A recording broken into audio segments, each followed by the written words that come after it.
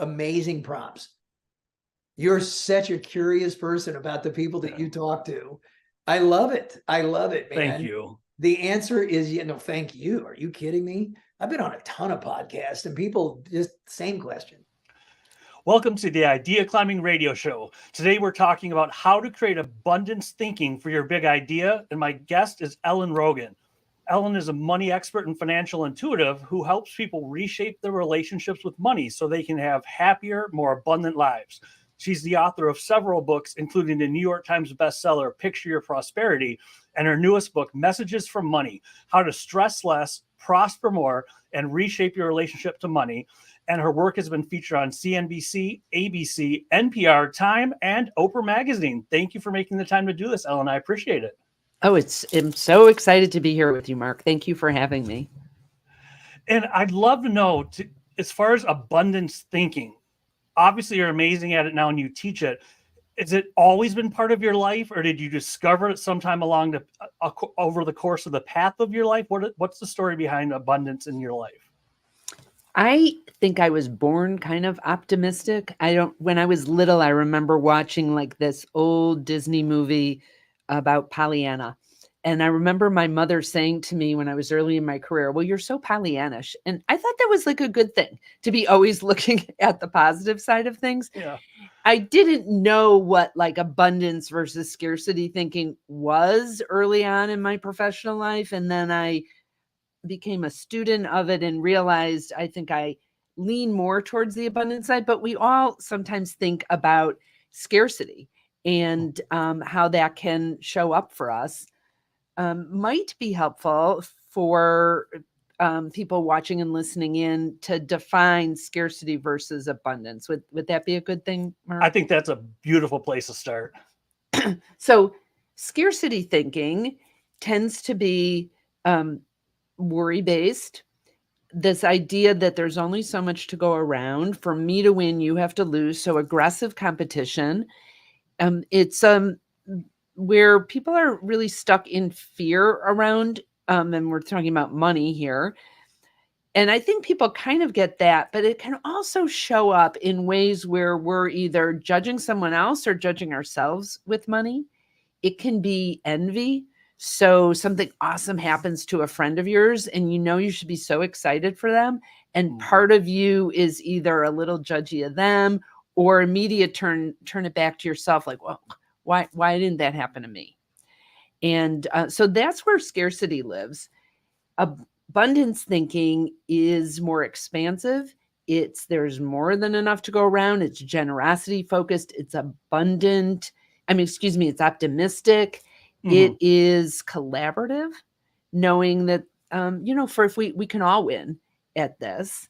And another metaphor I like to use with this is going against the current or with the current. So my husband, Stephen, about 6 years ago, did an Ironman competition. And I don't know if you're familiar with that. Oh, yeah. Yeah. So it's a triathlon. I haven't done it either. I've run marathons, but like to think about swimming 2.4 miles, biking 112, and then running a marathon. It's kind of crazy. So he did his Ironman in Louisville, and he did really, really well in the swim for his age group, like way better than he thought he would do. And part of the reason that happened was that he was swimming in the Ohio River with the current.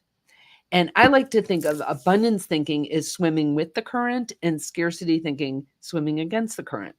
Mm-hmm. Now, there are lots of people that can be financially successful and be swimming against the current or be focused on scarcity. It just sucks. Like, why would you want to do that? Because you can also have, with more ease and more joy and more purpose, the financial success that you'd like or any kind of success, really, when you're going with the current and focusing on abundance thinking.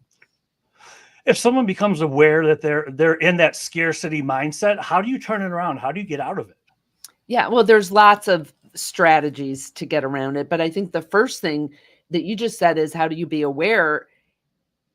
Once they're aware, that's like the first step, is to actually being aware that you are in that scarcity place. Because sometimes it can just feel like the truth. It's the water that we're swimming in. Of course, things are scary. We might be going into a recession. Of course, things are scary. There's wars all over the world. Like, it can it is easy to not even realize that we're operating out of that. So the first part really is being aware. And when you're aware, a strategy to move outside of that is to really be discerning about what you think and what you say about your money. Mark, I don't know if you know what the definition of abracadabra is, like the magical thing. Yeah. No. We think of it like magic, right? Yeah. Abracadabra has Hebrew and Aramaic roots, and it actually translates into I will create as spoken. I will create as spoken. And it's magic. Like our words matter. So if you catch yourself saying something you don't want to have happen, like, oh my God, what if this deal falls through? Or what if I never get my project funded? Or what if we go into another 2008 kind of recession? One easy strategy is to say out loud or to yourself, cancel, clear. Cancel that thought, clear it away, and then you can replace it with something else instead. So cancel, clear. So that's the first part, is being aware. The second part is being clear. And this is being clear where you want to go. It's easy if we go with the current metaphor, you could be just bopping along with no clarity about what you really want to create, having no big idea that you want to create for yourself. And so being clear is really important. And then using the power of your mind for visualization to help create that. So being aware and clear, and then care. A lot of what I love talking about is our relationship with money and our mindset. And we live in a material world. And so we have to take action on things. And so to care for your business finances or your personal finances, and this is taking action. Mm-hmm. I think everyone can think of something that they know they need to take action on. Like we always know there's sometimes we don't know what we don't know. But usually when I ask people that, they're like, oh yeah, so mine was, I hadn't reconciled my bank account. Like I'm a CPA by background, right? It had been, I hadn't actually realized it had been all year. So that's what I did over Thanksgiving weekend is I did, 9-10 months of bank reconciliations. Oh, I didn't do that. Yeah, it wasn't that fun, but it is somewhat affirming when it all balances and you've got like the reconcile works out. Maybe that's just the nerdy numbers part of me, but care. So aware, clear, care. And the last part is share. Having this go live the day after Giving Tuesday, it's like such a cool day that everybody's focused on sharing. And I think that, one of the things that I believe is that generosity precedes prosperity. mm-hmm. And when we can give more flows back to you. And those are all good ways to move from scarcity thinking to abundance. What are a few practices to enhance self-awareness? Because I know so many people aren't self-aware. Like you said, they just, it is what it is. They don't think about it. They go ahead, even if they're trudging through mud, it seems like mental mud. What type of things can you do to practice self-awareness to become more self-aware? Well, one idea that I actually think is a great financial strategy, which doesn't sound like a financial strategy, but it leads right into this question of how to be more aware, is to meditate. And there's all different kinds of ways of meditating, but we can't be aware of our thought. We have 6,500 thoughts a day. It's like la, la, la, la, la, la, la, la. And most of them are garbage or not true. And it's just like this noise in the background. And for me, one of the best business strategies that I've ever implemented was a meditation practice, because then it's like a snow globe where you shake it and then things settle down. Mm-hmm. And then meditation doesn't mean you have no thoughts. It just means they're a little bit slower. You can start to notice them as thoughts versus just getting carried away with them. How do you calm your mind down to do it? Because I know, at least personally, with meditation, some days it's like my mind just won't stop going. How can you slow your mind down enough to start meditating? Yeah. So I think one of the misconceptions about meditation is that there's like no thoughts. And actually the work or the benefit of meditation, kind of the mental bicep curl, is noticing that you stopped. Let's just talk about different kinds of meditation. Then I'll come back to that for a second. There are millions. There are many different ways to meditate, just like working out. Maybe you like Zumba, maybe you like CrossFit, Maybe you like running or walking in nature. And there's the same thing with meditation. A simple practice is to just have something to focus your attention on, because we need that. Our minds are built for thinking. So an easy thing for many people is focusing on the breath. And so the bicep curl, as I was started to say before, is I'm focusing on my breath. I'm noticing the inhales and exhales. And then all of a sudden I'm thinking about what I need at Trader Joe's or whatever thoughts come into our mind. And then it's like, oh, I'm supposed to be focusing on my breath. And then I come back to focus on the breath. The leaving and noticing and coming back, that's actually where the mental focus building comes from. It's not just that I've spent 2 minutes or 5 minutes or 20 minutes or whatever someone's meditation practice is focusing on the breath. It's noticing and then coming back. And I've had meditations probably this morning where I might spend the whole 20 minutes thinking about something else and go, oh, wait, it was very noisy in there. And then coming back to the breath. So you can't really do it wrong. There's lots of great apps out there to help with this. I think it's great for someone to take a class. I've done several different meditation classes, and I think that getting that support is helpful. But even like there's an app called Insight Timer. It's free. They have 30,000 meditations guided. You could just use the timer and just starting a practice. And if someone's like, I cannot sit still, there is no way I'm ever going to do that, you can do a walking meditation and just notice your steps, notice what it feels like, or just notice what you notice when you're walking. Well, when someone becomes aware and clear that, okay, I'm breaking out of scarcity, whether it's meditation, whatever they want to do, what do they do next to move into abundance and not just be aware that they're in scarcity, but actually move into abundance? Yeah. So action's super important. It can be things like creating a prosperity picture for yourself, which is like a vision board. It's a way to put images of things that you would like to see show up in your life on a board. I can, assuming I don't take this whole computer that this is attached to down, I can show you mine. This is my prosperity picture. And it's got images of things that I want to have show up in my life. And it's not, I think sometimes vision boards or prosperity pictures, as I call them, have gotten a little bit of a bad rap. It's not like just putting a picture up there, it magically appears. Like you have to take action. But what it's doing is programming a part of our brain called the reticular activating system. And this is about the size of your pinky, end of your little finger, and at the base of your skull. It's part of your brain. And it helps you know what's important. So just a short example is I have had on my prosperity picture a picture of Australia. And I had this goal to get hired to speak in Australia, to be on a big stage there. I wanted to get hired. I've always wanted to go there. I thought it'd be really cool to have someone pay me to go there, fly me over nicely. And it was on my board for a really, really long time. And what it ended up doing, part of the reason I wanted that is I think I want to live there for part of the year. And I thought maybe I should visit before I moved to Australia. Yeah. So every time I hear an Australian accent, I would make a beeline and say, hey, I think I might want to live there. Where would I want to live? Like I know not much about Australia. What ended up happening was I applied. It was like the fourth time I think I applied to speak through this organization. And I was just so convinced I had a topic that would serve their audience, which was about thinking your way to prosperity. And it was really well outlined and really clear. I didn't even know where their global conference was. Guess what? Last year, I got to go to Australia. It was in Sydney. It was such a dream trip for me. I remember like landing in the hotel, being exhausted, looking out at breakfast, seeing the Sydney Opera House and the bridge. And I was in tears. And that's been on my prosperity picture forever.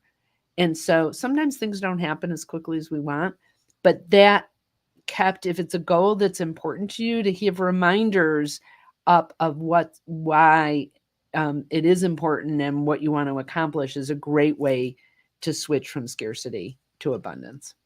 Well, it sounds like what you're saying, and tell me if I'm on point, is that if you want abundance, you have to be clear about what you want. I know so many people don't have goals or they're very loose and they're not taking action. how big of a role does clarity play in creating abundance? Well, it's very important, right? Because you can't, otherwise you're just kind of driving without any kind of destination. And sometimes we're not clear. Like, it's not always easy. I'm running a workshop in a couple of weeks. You're in goal setting, and I had someone send me an email and say, like, it freaks her out to think about goals because she's not clear, and it's really anxiety producing. So, like, I get it. You can have a goal of gaining clarity. And one of the things I do at the end of the year is create a word for the year. Lots of people do this, but it's like a theme. It can be aspirational. It could be something you want to see show up. And interestingly, you bring this up because my word for 2024 is clear. And it's clear for a couple of reasons. It means clear because I know I'm going to be heading into some new areas in my business, and I want to gain more clarity on that. And the other part is clear, like clearing stuff out.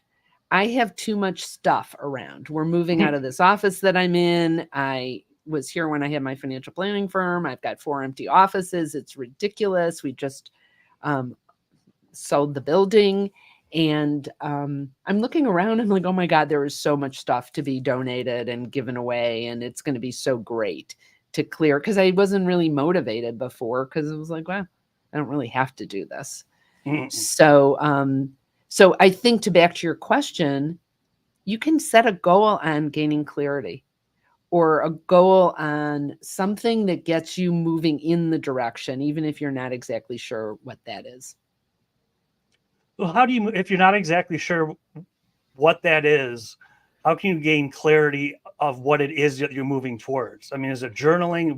How do you get clear about it? If you're like, I know I'm moving towards success, but I don't have anything beyond I'm moving towards success. What do you do to get clear about it? Yeah, I love that you brought up journaling, because for a long time I was a resistant journaler.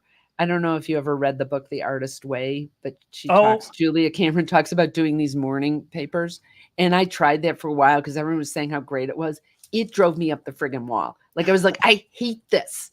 And so I decided, like, I hated journaling. And then I started, I think it was 2011, most every morning, I started typing my journaling and just asking a question like, what is my purpose? Why am I here? And I would just, like, whatever came through. And I didn't judge it. No one was going to see it. But many really good ideas. That's really how I've written my books. And now, you mentioned in the intro that I'm a financial intuitive. One of the things that showed up for me near the end of me having my financial advisory practice is that I'm super intuitive with people's money stuff. And I talk to money, and it talks back to me, the energy of money. And it can just be a metaphor for you. For me, I actually feel like I get messages for myself and on behalf of other people. The way that I do that now, Mark, is I journal. So I'll ask money questions. Hi, money. What messages do you have for Mark? And I just trust what comes through, and it ends up being helpful for people. So it can be, hi, whoever you're writing to. Hi, higher self. Hi, the universe. Hi, whatever feels, whatever. An aunt, mom who's passed, like, any messages from, and just say, like, what should I be focusing on today? One of my favorite questions is, who should I be in contact with today? Who needs to hear from me? As long as we're talking about this, I think this is helpful when we're in scarcity to move to abundance. Anyone who's ever tried to sell anything can know that it's easy to get into scarcity sometimes, like if a deal's not coming through. So last June, I had pitched 2 speaking engagements for groups I know I could totally serve. The topic was right on. I had a great relationship with the person I was talking to, and then crickets. Like, didn't hear anything back. And I was like, and I started to get really pissed. I'm like, they could tell me no. Like, it's okay. I can handle a no, but it's like so hard to have nothing. And I was like building this whole thing up, being mad at them. And I really want this. And I made it all about me. And I'm like, okay, Ellen, stop.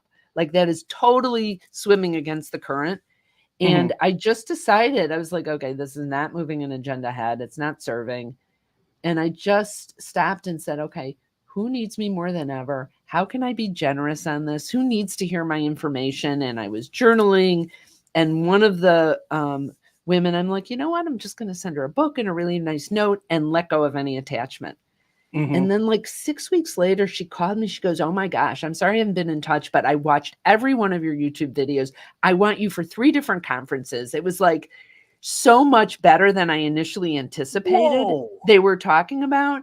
Yeah. And I think that was that energy shift of like, stop focusing on me, focusing on how I can serve, and stop, I think sometimes if we have too much attention on ourselves and not how we're out there helping others, it doesn't move things ahead as quickly or as easily as it could, because people feel that when you're in a conversation with them, right? When you really need the sale versus Oh, yeah, they pick it up, and even if they don't realize it unconsciously, they're like, "Oh, this is salesy."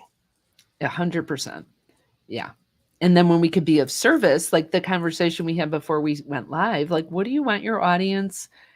What do you most want for your audience? And you so generously said, I want them to have information they can put into action right away. Like, that wasn't like, you didn't say, I want them to come hire me. I want to look good in front of that. I'm sure, all that would be lovely, but you were focusing on how you could serve them. Could you speak more about money energy? I love that term. I mean, what is it? How do you engage with it? Yeah. So I think most people think of money in an economic sense, and certainly I did and do, because it's part of it. I was an economics major in college. Mhm. But there's also this energetic part of money, this part that plays into our lives in kind of unseen ways. I mean, we know money flows through every part of our relationships, right? Spouses, one of the biggest causes of divorce. Just like we said, like this feeling of, I really need the sale, I need this to come through, versus wanting to be of service. That's all around the energy of money. It had nothing to do with practically how money works in our lives. And practical part of money is important. I'm not diminishing that. Mhm.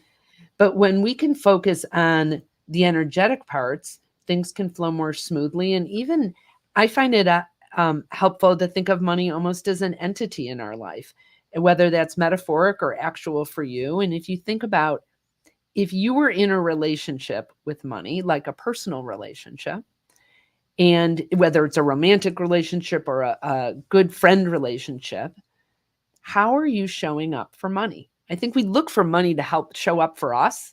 Like, Mhm. I want it there. I want it to go right into my bank account. I want these perfect fit clients. But how are you showing up? Like, are you a person that trusts money? Are you a person that expects it to be there, kind of a user? Are you someone that's just looking for a hookup? Like, I want money to be there when I want it, and then I don't care. I don't pay any attention to it. Yeah. Are you obsessed? Right? Are you like an overbearing, controlling relationship person? Are you jealous? Or are you have a beautiful partnership with money? You just know it's got your back. You take good care of it. And I find that's really helpful for people to think about, would money want to hang around you? Like, are you a good Mm. friend to money? Well, you had mentioned being of service and generosity. Does that come after you enter abundance? Can it lead to abundance? Where does it stand on the spectrum as far as being generous and being of service? Yeah, I love that question, Mark. People talk a lot like, oh, I want to give back now, or I'll give when I have money. And I Mhm. actually hate that term, giving back. I think you should give forward, because, okay, let's look at it this way. I remember in 2008 when things were scary and people were hanging on to what they had so tightly, like, I'm not going to be okay. And it's almost like making fists around their money. Like, I'm not going to be okay. You can't receive if you're like this, right? Mhm. If you're grasping onto your money so tightly. Now, there are some people that always have open palms and they're giving, giving, giving, and not really even open to receiving. Like, that doesn't work either. And I think everyone listening can think of an example when they did something nice for someone, or they made a charitable contribution, or they helped somebody out, and then all of a sudden something flowed back to them. Excuse me, flowed back to them. Mhm. And it wasn't like they gave for the purpose of getting something back. They were just being generous. And what came back might not be from them. Like, I might give you a referral for some video work or some other project that you're working on. And it's not like I was like, okay, Mark, TikTok, like, when's it going to come back to me? but all of Yeah. a sudden something flows through to me from somebody that I wasn't even knew was in my network. And that what goes around comes around. I think it absolutely shows up in our lives and in our business. So yeah, I think that giving precedes prosperity. Generosity precedes prosperity. When it's not coming around as fast as you'd like it to, how do you, for lack of a better term, how do you keep on keeping on when it just seems like it's not coming back? I'm giving. What kind of mindset can you develop? How do you keep giving and not just give too much? Yeah. So I think part of it is there was a beautiful book written by Grant a bunch of years ago called Give and Take. And so part of it's, how are you giving?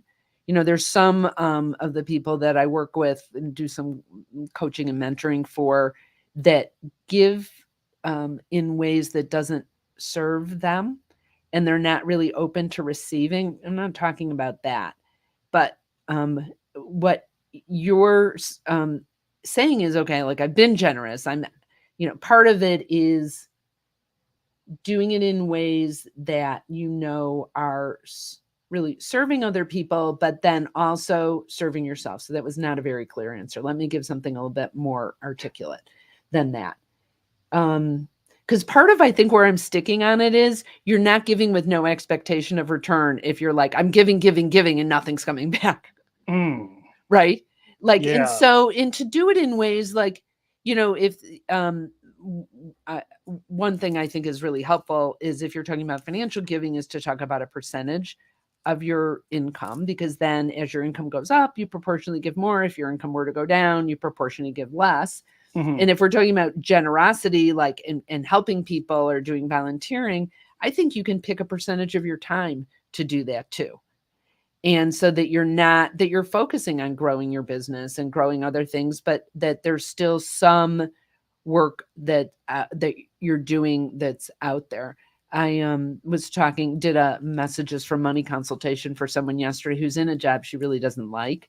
She also told me that she's doing some volunteer work that she's so passionate about.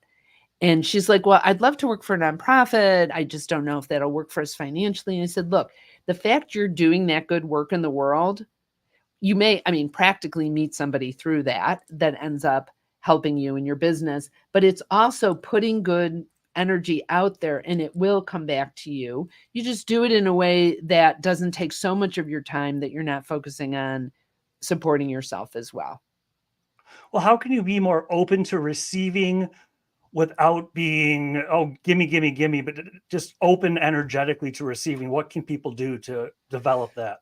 Yeah. So one fun way to practice, and I don't know if this is more of a female thing versus a male thing, but sometimes I'll have people practice with accepting compliments, because it's what I've seen, at least in the US, and with maybe more women than men, they'll get a compliment and they'll immediately either push it back, like, oh no, Mark, like your book was really great, instead of like just saying thank you. If someone said, I really appreciate it, I really enjoyed your book. Or internally, they may say, they may diminish it. Years ago, I had my makeup done for a video thing, and the makeup artist is like, oh, you have really beautiful skin. And in my mind, I'm like, she tells that to everybody. I have beautiful skin. And it doesn't matter. And then I realized, like, so what? She was being nice. Like, could I take that in? Thank you. That's all I had to say. And just be open to that. That's one way to be open to receiving. It's also noticing. I'm doing a joint workshop with someone in January, and she's like, she's organizing it. She's getting on, she's sending out to her really big list of people. And she's like, well, all the money will be yours. You're doing all the presentation. I was like, what are you talking about? And I had to push back on her. I'm like, no, we were absolutely not doing it that way. You're doing work. You should be compensated for this. And so sometimes we just need supportive people in our lives to be recognizing and noticing for us ways that we're just pushing abundance away from ourselves. Does doing that for other people play into, as far as abundance, is giving them compliments and helping them first? Does that lead to abundance? Yeah. Well, what do you think? Yeah. Like, right. Good. What goes around comes around. And maybe we should talk about gratitude a little bit here. Cause, so gratitude is this crazy, easy thing to do that lowers our stress level. Grateful people make more money, they get promoted more. And it's so easy to have a gratitude practice, right? So at the end of meditation, to spend a few moments thinking about what you're grateful for. But what made me think of this, when you're out there complimenting each other, it's also a beautiful practice, especially this time of year, to sharing your gratitude with the people that you're grateful for. So there's one thing for me to be, and I'm not saying this is selfish gratitude, but there's gratitude that helps me. Like, I'm so grateful our family's healthy. I'm grateful our kids were home for Thanksgiving, whatever, personal gratitude. But if I were to say, Mark, it's so great that you reached back out to me to invite me to be on your show. I really am grateful. I'm grateful for what you put out into the world. Like, that not only makes me feel good, but hopefully the person receiving it also feels good. So that's kind of a generous way to be grateful. Well, if I heard you right, you also have to be specific about gratitude, not just have it be blatant, oh, thank you so much. Is it something you need to get specific about? And if so, what are some ways you can do that? Yeah, well, my understanding on the research on gratitude is both when you're thinking of it for yourself, like, I'm so grateful that our kids were home and that they cooked dinner when they were there and they were fun and they found great shows for us to watch or whatever, like specific gratitude. But also, if I were to thank somebody for specifically what I was grateful for, I think that'll be easier for them to receive that because, it's more specific to them versus just a general, thanks so much. It's been great, and we could think about if people are entertaining a lot now, to send a thank you note, which is kind of an old fashioned thing to do after you've been at someone's house. But imagine how well that would be received. Like, thank you so much for inviting us to your beautiful, warm house. It looked it looked amazing. The food was incredible. I really appreciated the way that you introduced me to all these people, whatever it is. Mm-hmm. Don't you think they would love that? Not enough people do that. I can't. When remember, I get a note for someone being on the show, it's like, oh, that's not, and especially when you get a handwritten something, it's like they really took time to think about this. Yeah, for sure. Did you always practice gratitude again, or was that something you discovered along the way? Well, it's funny how I discovered it, and why I attached it to money. And this was before I'd read any of the research. I didn't even know if there was research that was public about this then. But when I was maybe 10 years into my financial advisory practice, what I noticed was people that were overspenders, not on track for their goals, would tell me what they didn't do. I don't go on big fancy trips. I don't drive a fancy car. And my clients that were really on track for their goals told me what they were grateful for. And they would say, you know what, I have such a beautiful life. Yeah, it'd be cool to redo my kitchen, but if I don't, it doesn't matter. I'm so blessed for all that I have. And so I created this theory that financial responsibility is correlated to gratitude. And so when our kids were little, we started a gratitude practice with them. And every night before they go to sleep, they'd share 5 things they were grateful for. I would share 5 things. And when I initially started it, I expected them to be very materialistic in their gratitude. Like, I'm so grateful for my Game Boy or whatever it was, their thing. And they said such beautiful things. They said, Mommy, I'm so grateful for our teachers. I'm grateful for my friends. I'm grateful that we're happy, healthy, and safe. This is like a 7-year-old saying this to me. Oh, and then one night, our son, Benji, he was about 10, said to me, Mommy, I'm so grateful that you and Daddy are so magnanimous and that we live in such a utopia and our life is so fortuitous. And I'm looking at him, he's 10, and he goes, oh, those are Mrs. Kramer's 5th grade spelling words. Oh my God. Yeah, so he was funny. But they're still really grateful. People used to, like, it was a beautiful practice to start. I had people calling me, like the dentist and things like that, like, everything's okay. I just want to tell you your son was one of the most polite teenagers we've ever had in here. Like, how lovely is that? So, so A, that made me feel good as a mom, but B, I think it does impact our money. How so? Because I think that when you are grateful, you're focusing on what you have and not what you don't have, which is a very good abundance thing. Mm-hmm. And there have been like research studies now that grateful people make more money, which is so logical. Like, who wants to work for a jerk? Right. Yeah. So that are with a jerk. It just makes sense. How do you find things to be grateful for during the dark times when it just seems like nothing is going right? How can you start to practice gratitude when things aren't, hunky dory and great? Okay, well, I want to talk about two things. Let me first focus, because Money tells me this a lot in readings that I do for people, like to up the gratitude practice, to focus on financial gratitude too. Because some people, even if they have a gratitude practice, it'll be on health or beauty around them. And you could be thankful, like, I'm so grateful we have enough money to have healthy food in our refrigerator. I'm grateful that I can pay my mortgage or my rent. I'm grateful for the client, if it's not clients yet, that has come in to me. But to answer your question, like if things are really dark and it feels really hard, how about like, I'm grateful I can breathe, that my lungs are working, because some people can't. I'm grateful we're in the Chicago area, right? I'm grateful it's sunny out. It's not always like that in November in Chicago, right? I'm grateful. There's always something that we can find. There's always something.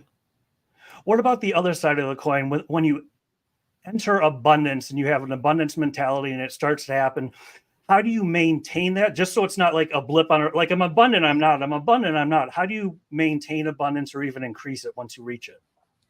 Yeah, well, I think gratitude is a great way to do that. Generosity is a great way. It's kind of keeping the motion going. It's really all the things that we've talked about, being aware, like, I'm thinking a little bit of a scarcity thought. Let me focus on gratitude or giving or something to lower some of that stress. Being clear about what you most want and why. How is it serving other people to want that? Taking care of stuff that needs to get taken care of, and then sharing. So it's, yeah, I mean, you're bringing up a really good point, because it's easy for us to swing back to scarcity, but it's like working out. Like I can't just go to the gym once and be like, okay, I'm in shape. Like I'm done. Yeah. But awareness is probably a big key on that, and not in a fear-based way. Like this, like, what if it leaves? That's going against the current. It's like, okay, I'm realizing I'm worrying about that. I'm afraid money's going to leave me. Let me be a good partner to money and just be grateful that it's here now. Be really clear. How can I be a better friend to money? Yeah. Well, you've mentioned serving other people a few times. What could you dig a little bit deeper? What are some ways that you can serve other people? Well, I think it depends what you do for your business or what your big idea is. If you're working with people to create their big idea and launching it, I think one of the best things to focus on is, how is it serving other people? I know that for years, being a financial advisor, we were taught to set goals on number of new clients or assets under management or revenues, and those are benchmarks. That's cool. But in the first recession I went through as an advisor, all of a sudden I realized people were freaking out and they needed me more than ever. And I leaned into, how can I lower people's stress around money? Like that is where all my attention was. And during a recession, my business grew 40%, because I wasn't focusing on crap. My business, like my income's going to go down and blah, blah, blah. It was, how can I serve? And not selfless. Like it's fine for me to be making money and I had employees and I wanted to serve them.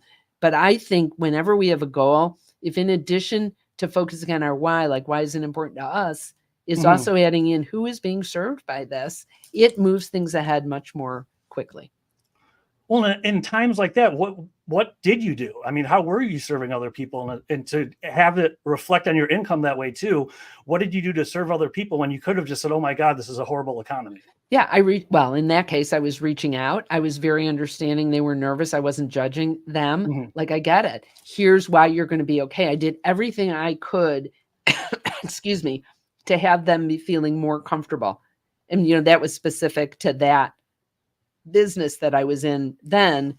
But I think in anything that we're doing, there's ways you could be leaning in. Before we started today, I wanted to be really clear on how I could serve your audience. And so it's focusing on who am I adding value for in whatever I'm putting out into the world. Well, we've covered a lot of ground in a relatively short period of time. If someone's watching or listening and they want to become abundant, if you were to say, if nothing else, do this one thing to get started, what would you tell them to do? Give what you want to get. Give what you want to get. So if it's more referrals, give more referrals. If it's more money, open up your wallet a little bit and help someone out that needs your help. Yeah, give what you want to get. That is excellent. Thank you so much for your time. And is there anything you'd like to share with our Yeah, with the and viewers after and that, listeners? go buy my book, Messages for Money. I'm getting really, really nice responses from this. It's super practical. The second half of the book, there's like each chapter goes through aware, clear, care, and share with lots of tactical things. And if you just want some free resources, if you go to ellenrogin.com/goodies, you can download a copy of my first book, Great with Money, and that is free. So that is a gift for anyone listening. Thank you so much for the gift. And thank you again so much for your time. This has been an awesome time spent with you. Thank you. Oh, thank you, Mark.